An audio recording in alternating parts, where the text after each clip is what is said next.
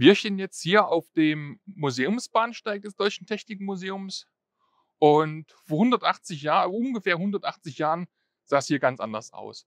1841 wurde der erste Anhalter Bahnhof eröffnet, dessen Anlagen komplett jenseits des Landwehrkanals lagen.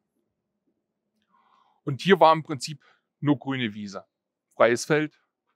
Ein paar Windmühlen standen tatsächlich auch noch hier in der Umgebung, aber sonst lagen hier bloß die Gleise, die nach in den Süden führten. Natürlich, Berlin wuchs immer mehr. Durch die Industrialisierung gab es immer ein größeres Frachtaufkommen. Auch die Leute wollten mehr reisen. Und so nach ein paar Jahrzehnten reichten dann diese ursprünglichen Anlagen des ersten Anhalter Bahnhofs nicht mehr aus. Und daher wurde er dann zwischen 1872 und 1880 komplett umgebaut, im großen Umfang auch erweitert. Und zwar in der Form, dass jenseits des Kanals auf dem ursprünglichen Areal nur die Anlagen für den Personenverkehr verblieben, unter anderem markiert durch das neue große Empfangsgebäude von Franz Schwechten, das, was in Berlin allgemein als der Anhalter verstanden wurde.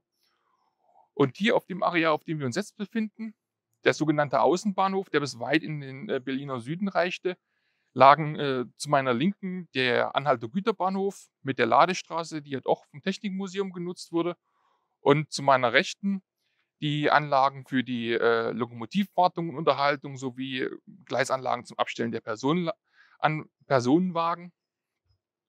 Und genau da, wo wir uns jetzt befinden, da liefen die Streckengleise, die von Berlin, die aus dem Süden kamen und direkt in den Anhalter Bahnhof führten und hier praktisch im Minutentakt die Schnellzüge ein- und ausfuhren.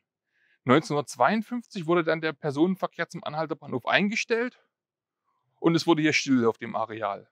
Aber dank dem Technikmuseum, was hier auf diesem Areal 1982 eröffnet wurde, kommen auch heute noch ab und zu historische Eisenbahnfahrzeuge hier aufs Areal, wie zum Beispiel dieser TEE, der ehemaligen Deutschen Bundesbahn, der aktuell für ein paar Wochen hier zu Gast ist.